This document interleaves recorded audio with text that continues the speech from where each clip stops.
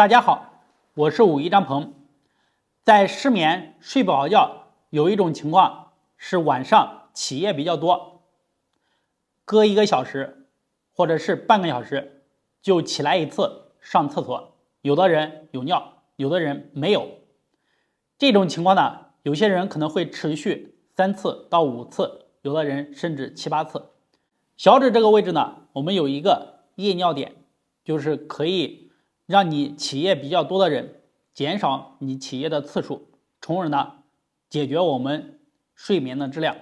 那么一定要去做点按你的小指和拉伸小指。下面呢，我为大家讲解和示范怎么样去操作。先把你的小指找到夜尿点，夜尿点呢在我们的小指的第2个关节，找到以后，用你的大拇指和食指去捏着。好，稍微用力的去捏着，边捏边按揉，一次做个1分钟左右。好，做完了以后呢，我们要从你的小指的指根向指尖的方向去给它拉伸滑动，像刮痧一样推它。好，推49次。做完然后换另外一边也是一样的，找到第2个指关节，好，大拇指、食指捏1分钟左右。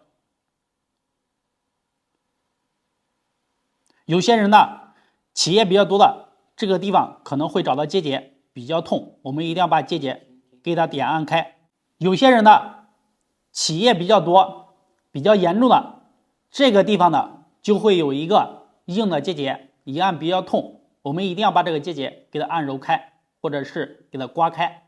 做完1分钟左右呢，也从你的小指的指根向指尖进行去推，数着数，推49次。好，当我们都做完，把2个小指放在一起勾着，刚好你的第2指关节勾在一起。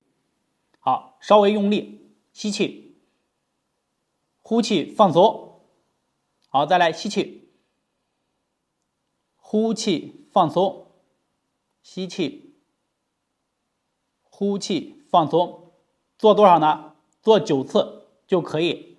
下面我再为大家重复讲一下重点。第一，先找到位置点按1分钟左右。第2步呢，去从掌根推到指尖，推49次。然后呢，2个小指对在一起拉9次。好，这样的话为1次。我们的失眠的人，夜尿比较多的，在睡前或者是白天做个3遍，严重的可以做5遍。如果你比较勤，特别严重，建议大家做9次。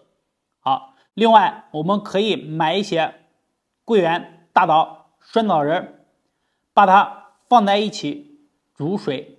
然后今天呢，这个方法就为大家讲到这里。想学习更多的养生知识，可以点击左上角关注我，或者是在视频下方点赞、评论、留言和我进行交流。谢谢。